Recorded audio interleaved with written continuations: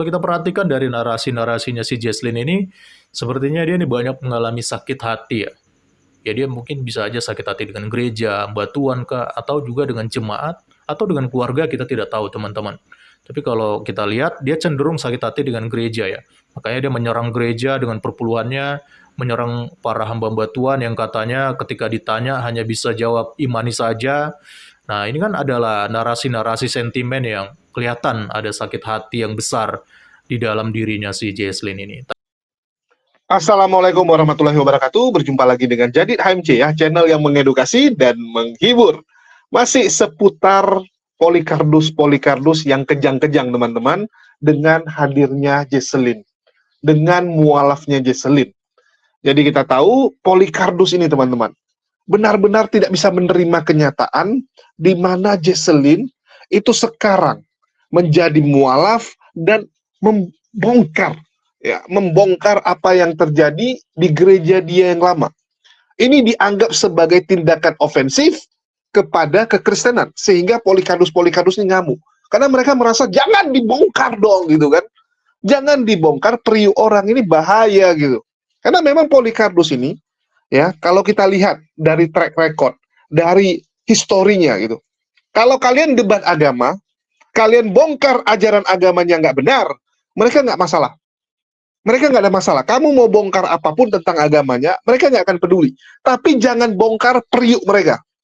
Jangan bongkar mata pencarian mereka. Ini yang nggak boleh gitu. Jadi dulu saya juga sering ya dimarahin sama mereka. Mereka bilang gini, Julius, kamu kalau mau bahas kekristenan nggak ada masalah. Kamu mau debat, ya, kamu mau bahas tentang Bible nggak ada masalah. Tapi jangan periuk kami.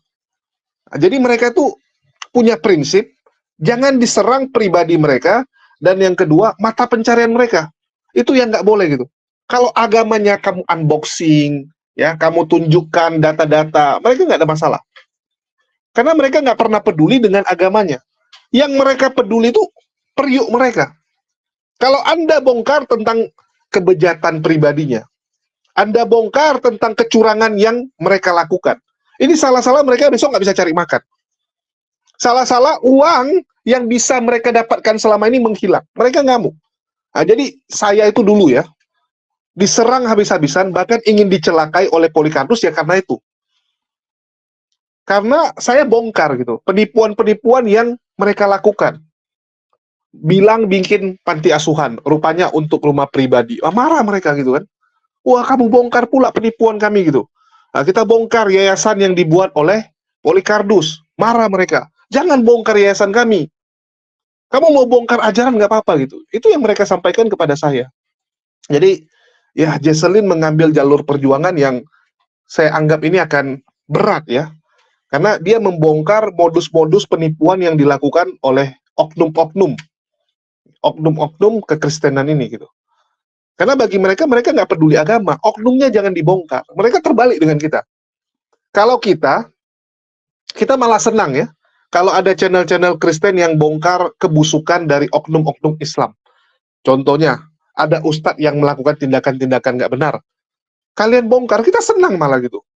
Karena kita nggak suka ada orang ya menggunakan agama Islam untuk mencari keuntungan dan penipuan. Nggak boleh gitu. Kalau ada yang seperti itu, hajar. Kita dukung malah. Nah, tapi kalau mereka nggak, teman-teman. Kalau mereka nggak. Mereka kebalikan dari kita. Kalau kita, ya, itu nabi kita dihina, kita akan marah. Kalau mereka enggak, mereka terbalik gitu. Yang penting jangan pribadi mereka yang dihina. Sama kayak Aderion gitu ya. Aderion itu dulu sampai ngancam mau ngebunuh kita ya, ngebunuh pendebat Muslim karena menyerang pribadi dia gitu. Kalau agama nggak ada masalah dia bilang. Nah, lucu memang sifat Polycardus ini ya.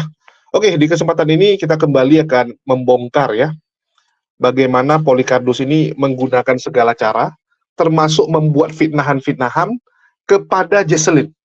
Jadi yang bisa mereka lakukan sekarang apa? Buat konten-konten fitnah. Karena kalau enggak, ini nggak bisa ditahan gitu.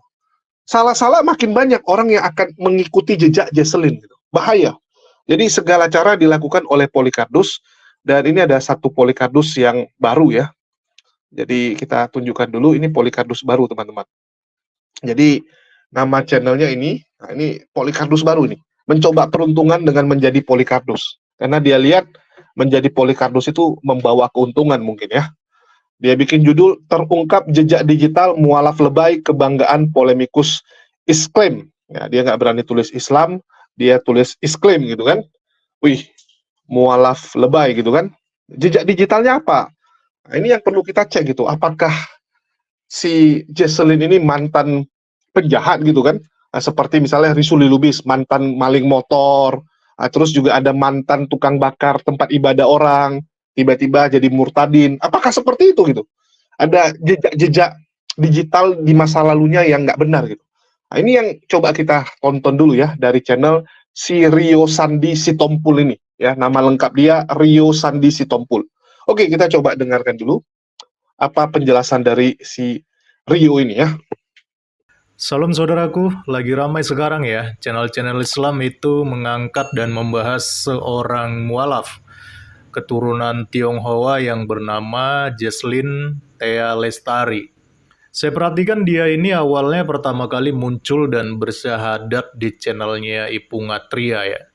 Jadi dalam konten itu dituliskan judulnya Mualaf Wanita Cerdas Keterlaluan Muncul Bikin Geger. Gempar mualaf dengan otak cerdas melebihi komputer.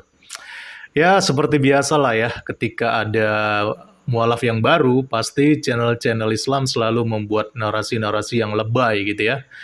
Padahal jujur saja ya, ketika saya mendengar setiap narasi yang keluar dari mulutnya si mualaf Jesslyn ini, justru yang saya temukan bukan kecerdasan, melainkan narasi-narasi ataupun ocehan-ocehan yang tidak berbobot dan juga ketidakpahaman dia mengenai ajaran agama Kristen. Ya, tapi ya begitulah ya, mungkin standar cerdas bagi para polemikus Islam ini ya.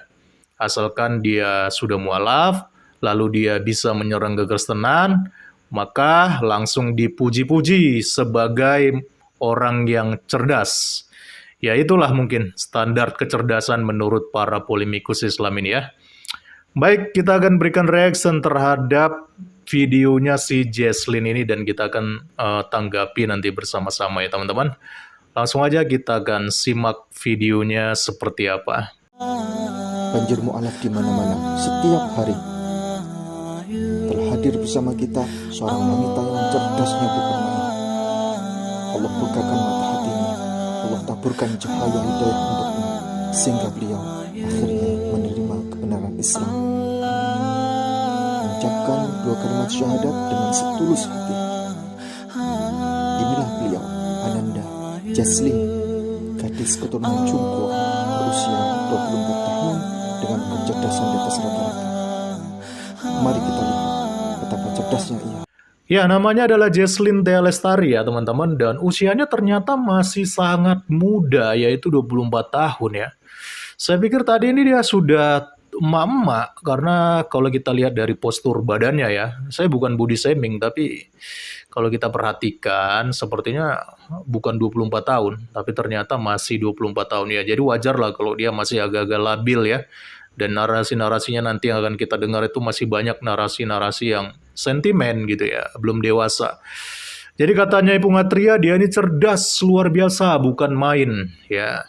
Ya begitu, standar cerdasnya Ipung Atria, dia mualaf, lalu dia bisa serang Kristen, maka langsung dilabelin sebagai orang cerdas. Oke, langsung kita lanjutkan lagi. Alhamdulillah telah bersyahadat, telah datang saudari kita yang baru, yakni Ananda Jesslyn. Ini Mbak Jesslyn itu datang tadi diantar oleh Bapak Yohanes pasal 1 ayat 1 Pak Firman ya. Beliau Pak Firman ini pemilik kos dari tempat Mbak Jesslyn bernaung. Oh, jadi si Jesslyn ini dia diantar oleh bapak kosnya ya, yaitu tadi katanya Pak Firman ya, untuk syahadat ya di markasnya si Ipung Atria ini ya. Jadi lokasinya tadi kalau kita lihat di sini ada di Ciledug ya, di Tangerang ya teman-teman. Sebenarnya kalau kita lihat dari jejak digitalnya ya teman-teman, saya iseng buka di Facebook penelusuran nama Jesslyn Thea Lestari. Ternyata ada akun Facebooknya ya, walaupun ini mungkin sudah nggak kepake lagi ya, sudah lama. Tapi setidaknya di sini ada beberapa profil yang dia sematkan di akunnya. Di sini dikatakan bekerja di Tiberias Church, lalu pernah bersekolah di Bina Mulia, dan dia tinggalnya atau asalnya itu ternyata berasal dari Pontianak ya teman-teman. Jadi kemungkinan besar dia ini pindah dari Pontianak atau mungkin merantau dari Pontianak sampai ke Tangerang, dan sampailah dia di kos-kosannya Bapak Firman ini ya. Dan kemudian kita nggak tahu seperti apa, tiba-tiba dia bersyahadat dengan diantar oleh Pak Firman ke markasnya Ipung Atria. Oke, kita lanjutkan lagi ya. Nggak tahu, padahal ini orang cerdas. Orang cerdas, karena apa? Beliau ini, satu, translator. Dan beliau translator levelnya go internasional ya. Terus kemudian sekarang Mandarin dan Inggris. Mandarin English ya. Kemudian beliau ini yang kedua pemusik di gereja dong. Betul. Sampai 10 gereja. Saya 10 gereja. 10 gereja. Iya. Musik apa aja, Mas? Saya pemain piano. Jadi saya leadingnya. Oh. Saya lead utama ya, pemain piano. Betul, di situnya. Baik, jadi menurut kesaksian dari si Jesslyn ini, ternyata dia ini merupakan seorang pemain musik atau pemain piano. Dan ternyata nggak tanggung-tanggung, dia ini bermain piano di 10 gereja katanya. Ini pertanyaan sih menurut saya, apakah ini adalah 10 gereja dengan denominasi gereja yang sama atau denominasi gereja yang berbeda? Kalau dia hanya denominasi gereja yang sama, ya itu wajar ya. Contohnya dia melayani di Tiberias, tapi dia juga melayani di gereja Tiberias yang lain, di cabangnya kah, di pusatnya kah, ada 10 gereja Tiberias yang berbeda. Itu wajar kalau menurut saya. Tapi kalau sampai dia bermain piano di 10 gereja dengan denominasi yang berbeda, nah ini pertanyaan ini. Tapi oke lah, kita simak dulu supaya kita bisa menemukan jawaban dari semua pertanyaan ini teman-teman. Nah, dari situ saya sudah merasakan something wrong sebenarnya di pertengahan, tidak di pertengahan sih, di sepanjang perjalanan saya sebagai I worship God, saya percaya dengan Tuhan, saya menjadi gereja. Saya menjadi musik di gereja dan saya dibaptis 7 kali. Hampir 7 kali, 7 gereja yang berbeda. Oh, 7 Karena gereja. saya pemusik. Pemusik itu harus, istilahnya itu harus yang paling murni. Karena kami itu kan yang akan membimbing semua ibadah ini, kebanyakan akan dilingkupi oleh musik. Cici dalam ini bahasa masuk worship leader tidak? Bukan? Beda? Saya masuk worship leader. Wih. Jadi saya juga bagian pemusiknya, saya juga worship leader, saya juga singer. Begitu.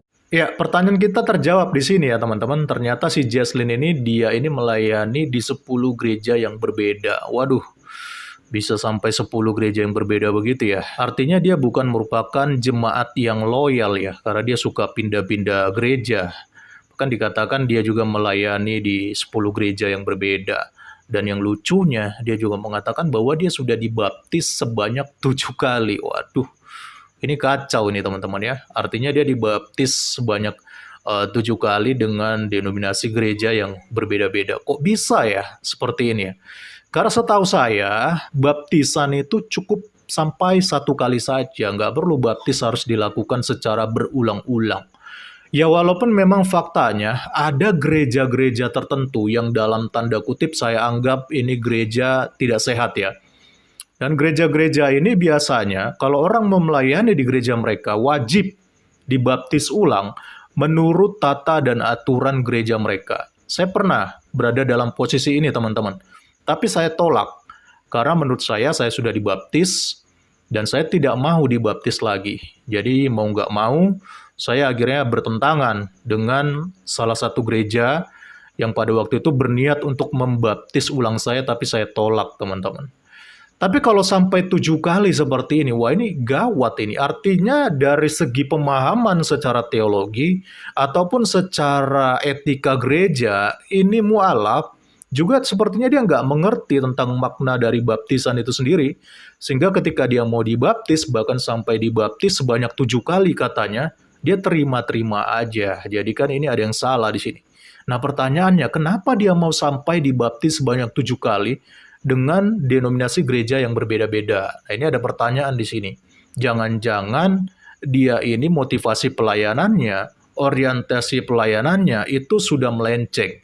Jadi bukan lagi untuk kemuliaan nama Tuhan, tapi dia pindah-pindah gereja, dia rela dibaptis sampai berulang-ulang, karena dia punya orientasi ataupun motivasi yang lain di samping daripada untuk memuliakan nama Tuhan. Nah, ini yang bahaya ini. Ya, bisa aja motivasinya karena uang. Kan biasanya orang-orang pemain musik, pemain piano gitu ya, yang melayani sebagai musik itu kan dapat amplop ya. Dan kalau kita dengar ya dari keseluruhan podcastnya si Don Ditan ini, dia sendiri mengatakan kalau ada PK-nya, ada amplopnya dan lumayan tebal katanya. Jadi dari sini kita udah bisa lihat motivasi mualaf ini apa ketika dia melayani. Bukan untuk Tuhan, tapi untuk keuntungan dirinya sendiri. Dan kalau kita perhatikan tadi katanya dia di gereja Tiberias ya. Saya nggak mau mendiskreditkan gereja tertentu ya. Tapi dia katanya tadi di profilnya dia pernah gereja di Tiberias. Tapi kita akan lihat lagi, ada video lainnya yang menjelaskan tentang 10 gereja yang dimaksud oleh si mualaf ini. Mari kita lihat. Kalau gereja saya pada awal itu Bethel. Gereja Bethel Indonesia. Oh, GBI. Iya, GBI. Cuma GBI ya secara kota ya. Soalnya kan kota dia ada sektor-sektor. Yang di Pontianak. Betul, Oke, di Pontianak terus? itu GBI. Habis GBI saya pindah ke GTI. Apa tuh? Gereja GTI? Tiberias Indonesia. Oh, Tiberias. Aduh, sampai Tiberias lupa gua. Indonesia. Nah, Yang udah pernah naik ke surga itu ya? iya. Itu. Terus. Nah, tapi saya kestak ke GTI lumayan lama. Itu masih di Pontianak? Itu masih Pontianak. Terus? Masih Pontianak. Setelah itu saya juga di Pontianak. Di Pontianak kan saya lumayan lama. Saya sampai 17 tahun kan. Jadi habis itu saya pindah ke Rayon-Rayon. Oke. Rayon Pak Niko. GBI Betani? Bukan, Rayon 18. Loh, Pak bukan, Niko. maksudnya Pak Insinyur Niko. Mm-mm. Lah itu kan GBI Betani. Betani ya? Tapi Iya. kita Rayon. Tapi kita sektor Rayon. Maksudnya rayon di bawah GTI apa di bawah GBI? Di bawah GBI. Oh, GBI. Di bawah GBI. GBI Rayon. Jadi waktu dari Ya. GBI pindah GTI-nya, Oh, GTI pindah ke GBI lagi. oh balik lagi? Iya, Wah, jadi saya kan GBI, terus saya GTI, terus Nggak saya pindah loyal nih. GBI lagi. Berarti nggak loyal nih. Saya kita pemusik. Kalau kita pemusik itu rebutan kalau misalnya di Pontianak. Oke, habis GBI Rayon itu kita Rayon, habis itu kita pindah ke GPDI dulu. GPDI. GPDI. Terus? Habis GPDI baru kita pindah ke Betani. Loh, kok Betani lagi? Balik lagi? Saya belum Betani sebelumnya. Tadi kan Pak Niko Rayon, GBI Rayon. Oh, oke. GBI Iya. Rayon. Ini baru Betani. Ah. Nah, Betani itu saya ada pindah sekitar 4 atau 5 Betani. Iya. Nah, habis di Betani itu, habis mendirikan gereja, saya pindah ke BES. Best itu apa? Gereja The Best Oh. baru ya. Oh, masih di Pontianak? Bukan. BES-nya di Pontianak, tapi saya lanjut ke Jakarta. Oh, oke. Jadi dia kan BES Pontianak, tapi Hmm. dia kan terlink dengan BES yang Jakarta. Jadi pas saya 2016-2017, itu kan ada perpindahan, saya pindah ke Jakarta, saya nyambung ke gereja yang sama, BES. Saya cari BES yang Jakarta. Oh, 2017. 2017 lebih. Saya cuma bertahan. Udah berapa gereja tuh tadi? GBI, GTI, GPDI, terus Betani. Betani ada 5 tuh. Oh, 8. udah 4 nih. Ada 5 berarti 8. 8 itu.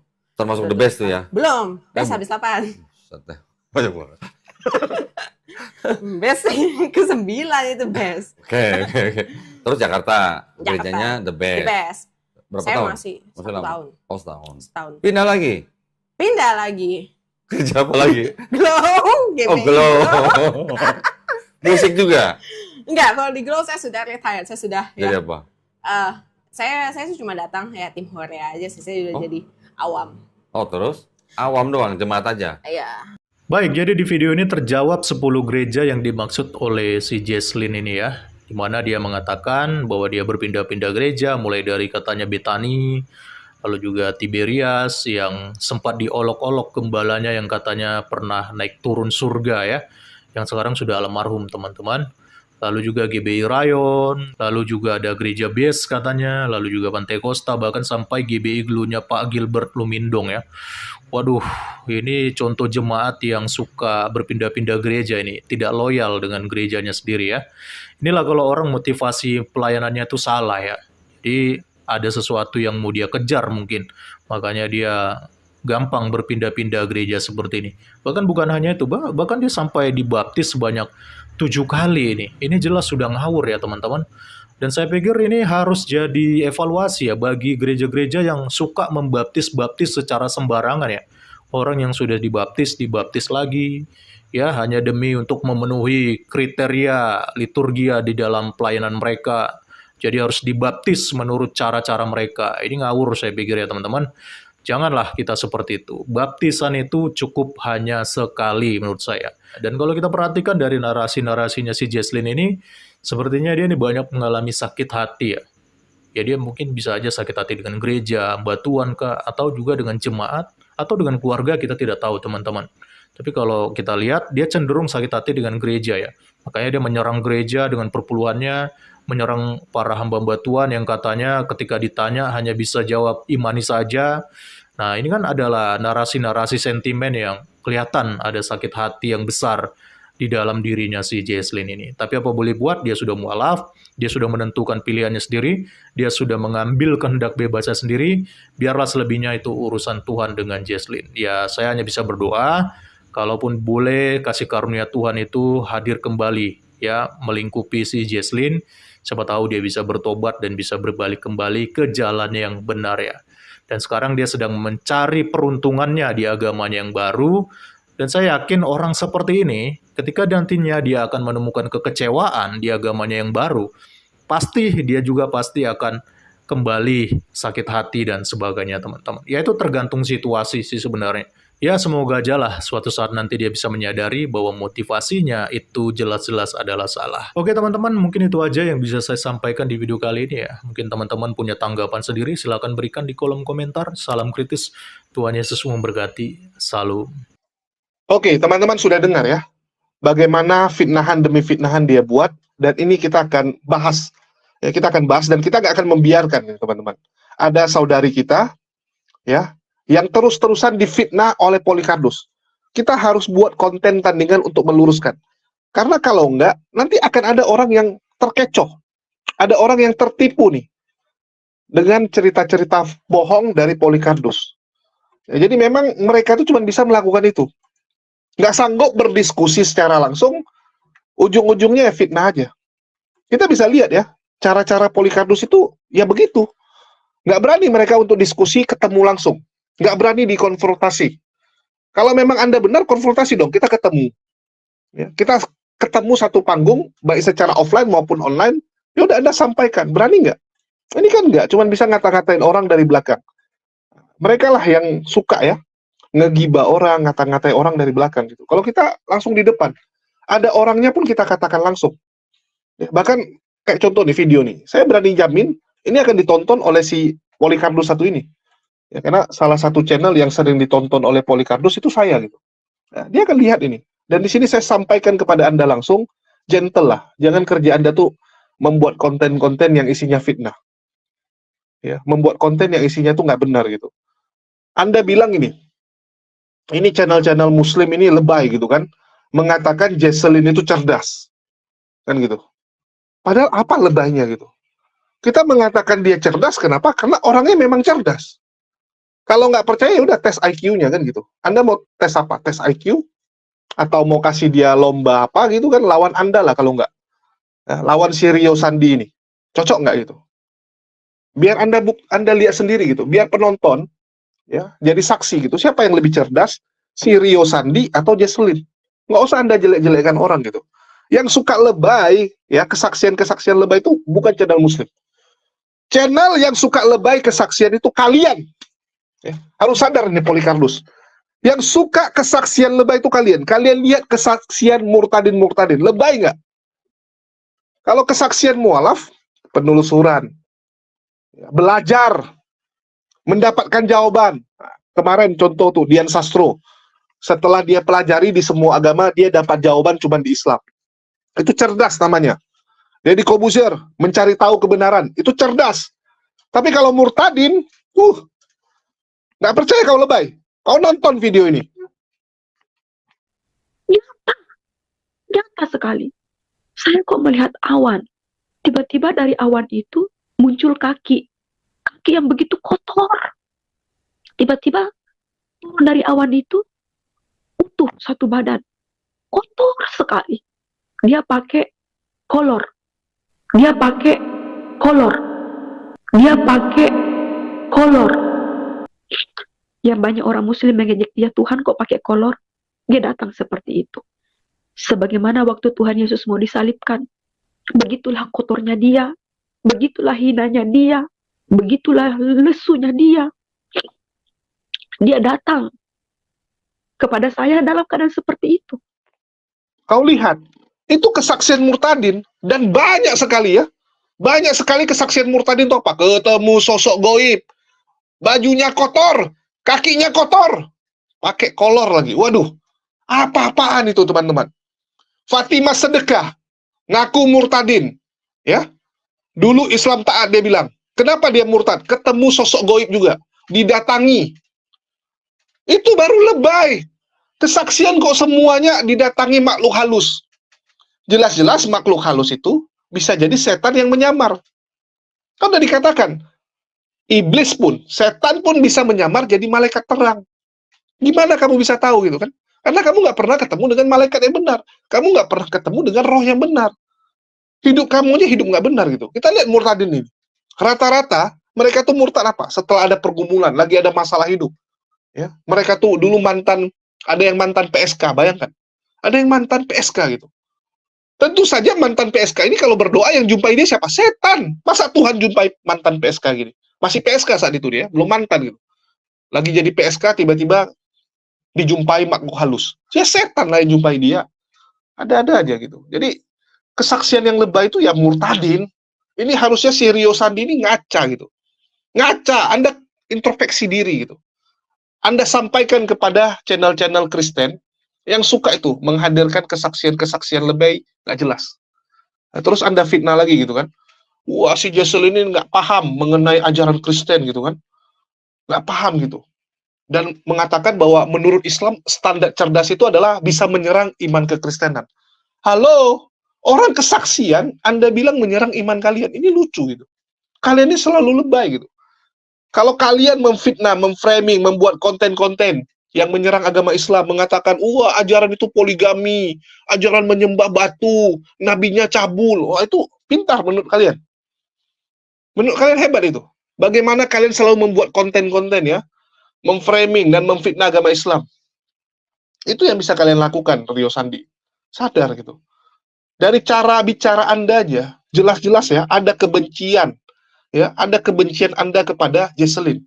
Anda bilang postur badannya ini saya pikir bukan umur 24 gitu kan. Anda hina fisiknya gitu. Ya. Padahal kalau kita lihat secara wajah, ya wajahnya memang wajah 20-an gitu, bukan wajah 30-an. Anda bandingkan dengan Deborah gitu kan. Deborah ngaku umur berapa? Coba lihat bentuk badannya. Nggak sekalian Anda bilang juga.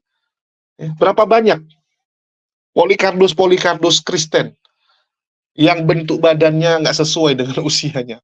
Aduh, nggak malu apa gitu. Ngejek visi orang. Ngejek visi pula, memalukan. Terus dia bilang, iya ini dari kesaksiannya ya, dia sekarang nyasar ke Tangerang gitu. Ya kan udah dibilang, bahwa dia merantau. Dia dari Pontianak ke Jakarta, ya ke Jabodetabek, ngekos di Jabodetabek, karena kerja di sini. Kerja di sini, kerja apa? Full timer di gereja. Sebelumnya dia full timer di gereja, itu kerjaan dia. Malah ini ambil resiko, dengan dia memutuskan mualaf, dia terpaksa cari kerjaan lain. Jadi nggak bisa lagi, kalau dulu udah enak-enak kan? Kan Anda sendiri yang bilang, jadi worship leader, jadi penyanyi di gereja, full timer, itu bayarannya lumayan gitu. Anda yang bilang motivasi dia karena uang. Loh, kalau motivasinya karena uang, kenapa dia tinggalkan? Anda fitnah kan, motivasi dia uang. Ya, tapi kenapa dia tinggalkan kalau gitu? Coba saya tanya Anda. Kenapa dia tinggalkan kalau motivasinya memang uang? Udah jelas-jelas itu lebih aman daripada dia cari kerjaan yang lain yang mungkin harus mulai lagi dari awal gitu kan. Kerja kantoran mulai dari awal, gajinya mulai dari bawah lagi. Sedangkan di gereja itu udah jelas bayarannya tinggi gitu. Belum lagi nanti dapat persembahan-persembahan dari orang-orang tertentu gitu kan. Ada konglomeratnya senang. Wah, saya senang dengan suara Anda. Saya senang dengan pelayanan Anda. Kasih amplop lagi. Kalau mau cari aman, ya mending tetap di Kristen gitu kan. Terus Anda fitnah dia kan, wah dia bukan orang setia karena dia pindah-pindah gereja gitu kan, sampai 7 kali dibaptis. Astagfirullah. Saya udah jelaskan di konten sebelumnya. Ya, kalau teman-teman yang nggak tahu silakan ditonton, biar cerdas sedikit. Kenapa ada orang yang dibaptis sampai berkali-kali? Teman saya tuh baptis sampai banyak sekali, bahkan lebih dari 7 gitu. Karena setiap dia ke Yerusalem, ke Sungai Yordan, dibaptis dia. Dia tiap tahun. Ya, tiap tahun dia ke Yerusalem gitu. Kemarin waktu COVID aja nggak pergi. Kalau enggak tiap tahun dia ke Yerusalem, dibaptis setiap di sana. Ada orang juga dibaptis berkali-kali. Bahkan menurut Luga, memang wajib dibaptis. Menurut Luga ya, itu wajib dibaptis ulang karena yang baptis sebelumnya itu nggak benar gitu.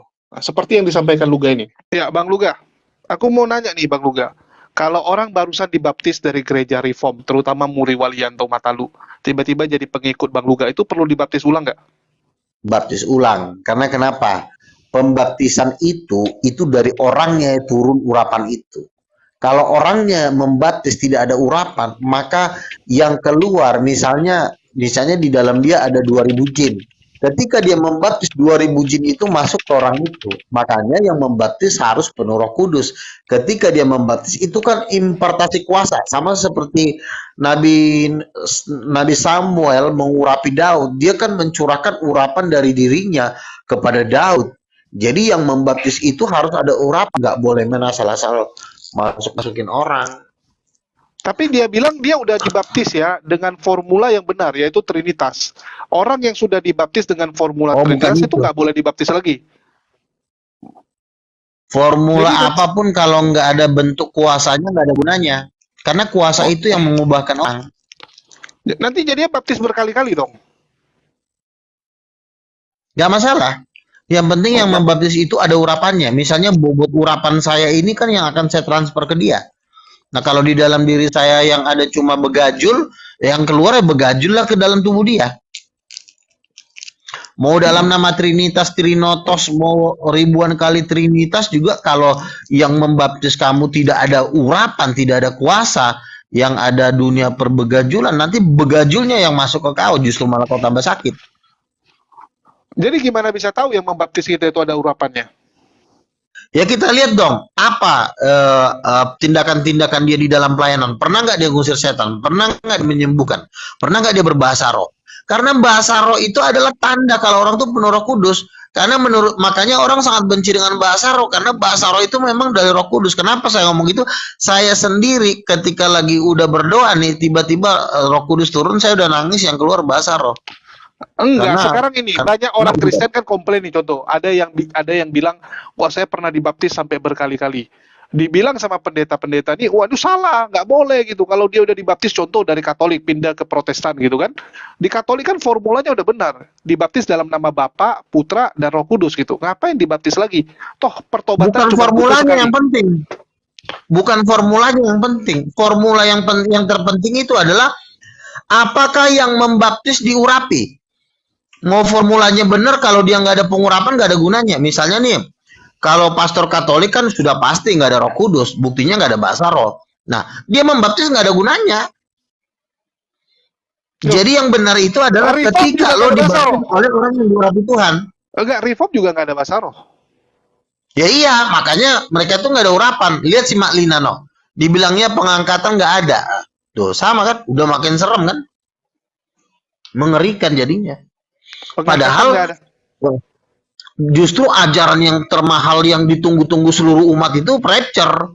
Bahkan dia bilang nggak ada pengangkatan sama si Elia Miron. Masa berani mereka bilang nggak ada pengangkatan? Itu kan dasar kekristenan. Oh, kemarin saya dibilang iblis kok sama dia, jangan naikin Luga iblis. Luga tuh iblis tuh. Bayangin saking sesatnya ajarannya dia. Saya ini sih kalau Luga iblis masih oke lah kita terima gitu. Tapi nggak percaya rapture tuh konyol loh. Dia kan saya bilang ajaran Protestan, ajaran Katolik, ajaran Advent itu menolak rapture. Rapture itu adalah pelajaran yang termahal. Diterima nggak? Jadi jelas ya, Luga aja ngomong apa? Harus dibaptis lagi. Karena yang ngebaptisnya ini nggak ada urapan. Bisa jadi gereja yang sebelumnya gereja sesat, gereja nggak benar gitu. Karena banyak kan, gereja-gereja tuh yang menuduh, oh kamu dari mana? Saya dari gereja X. Wah gereja kamu yang lama tuh nggak benar itu gereja sesat itu. Nggak ngerti gitu kan.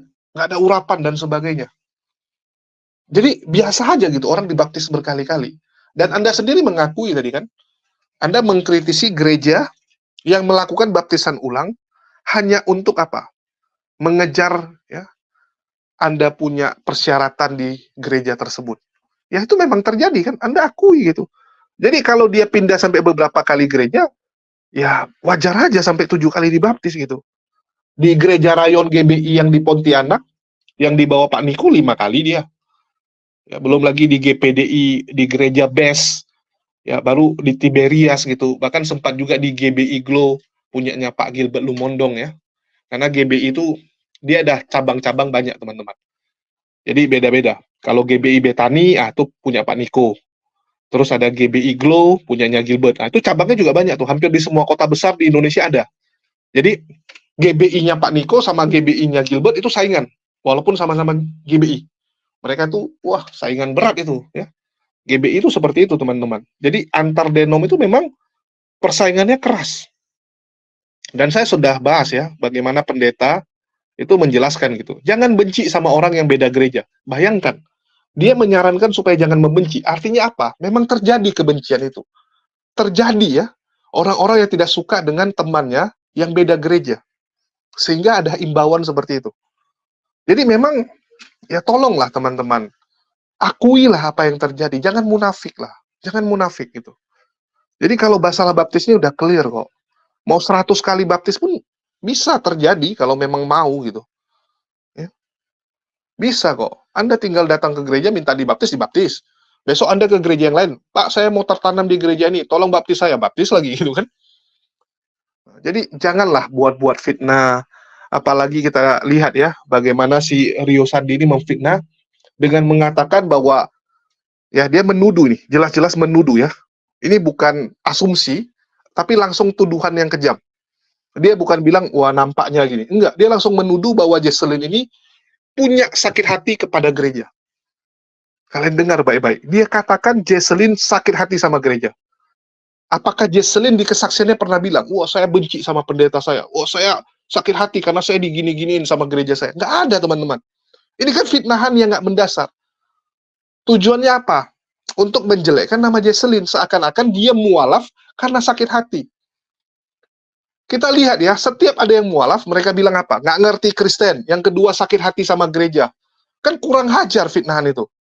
Kalau yang murtad mereka bilang, wah diurapi, ya dipilih karena berjumpa dengan roh-roh halus gitu kan, roh-roh yang entah apa itu, dipilih mereka bilang. Tapi kalau yang mualaf mereka fitnah apa? Itu sakit hati, ya sakit hati. Apanya yang sakit hati? Jesselyn nggak pernah mengatakan, wah saya geram sama Gilbert Lumondong, wah saya geram dengan Pak Niko, wah saya sakit hati gitu. Nggak ada, Anda yang ngarang sendiri. Jadi memang kalau ada yang mualaf selalu seperti itu dibuat. Saya saja dibilang sakit hati sama gereja saya. Padahal sampai detik ini, orang yang saya kagumi secara manusia, secara pribadi ya, itu adalah mantan pendeta saya. Dari dia saya belajar bagaimana memperlakukan orang. Ya, bagaimana sama pasangan gitu misalnya. Dia tunjukkan gitu, kalau sama istri itu harus begini, ya, kamu harus ngapain aja gitu. Dari dia saya lihat, wow, luar biasa gitu. Saya nggak lihat pribadi se-gentleman itu di pribadi yang lain. Bahkan di Ustadz pun saya belum pernah ketemu yang seperti itu. Itulah kenapa saya masih kagumi beliau. Kalau ada kesempatan waktu masih di Medan, kita masih makan siang bareng gitu. Jadi, tuduhan-tuduhan Polikarpus ini kan nggak ada dasarnya gitu. Nggak ada dasarnya gitu. Anda bilang orang sakit hati, apaan sakit hati? Ya. Kalau sakit hati dia tinggal pindah gereja yang lain kan gitu. Anda yang bilang, oh dia nggak ada royalitasnya gitu. Ya kalau dia nggak cocok sama gereja yang satu lagi, ya udah tinggal pindah ke gereja lain kan gitu. Kalau sakit hatinya sama gereja, ya nggak cocok misalnya sekarang di Tiberias, ya udah pindah ke gereja yang lain. Kalau sakit hatinya sama gereja, ini kan enggak. Dia memutuskan mualaf. Artinya apa? Dia mendapatkan sesuatu yang berbeda. Di agama Islam ini, dia menemukan sesuatu yang nggak dia temukan di agama lamanya. Ya udah terimalah. Ya terimalah kenyataan itu. Ngapain Anda jelek-jelekan orang? Apa sih hebatnya dengan Anda menjelekkan orang lain? Ya, saya tanya sama si Rio Sandi ini, apa hebatnya? Nggak ada kan? Nah, jadi udahlah, berhenti lebay lah. Ya, semoga Rio Sandi ini bisa bertobat. Ya, ini saya katakan ya, bukan si Jesselyn yang harus bertobat, tapi Anda yang harus bertobat dari membuat konten-konten yang kerjanya ngefitnah orang. Oke, mungkin itu aja yang bisa saya sampaikan. Ya, makasih buat teman-teman semua.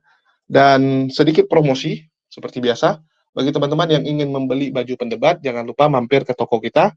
Ada di Tokopedia, nama tokonya J-Friends ya. Kita menjual merchandise, kaos, polo shirt, ya, jaket pendebat. Ada Bang Zuma, ada Bamtri, ada HMC, ya. Jadi Yang ingin membeli silakan mampir ataupun bisa melalui nomor WA yang tertera di bawah. Oke, makasih buat teman-teman semua yang sudah mendukung dan membantu perjuangan kita ini ya. Walaupun makin hari makin berat, tapi kita yakin Allah yang akan membantu kita. Oke, itu aja. Makasih buat semuanya. Wassalamualaikum warahmatullahi wabarakatuh. Sampai jumpa di lain kesempatan.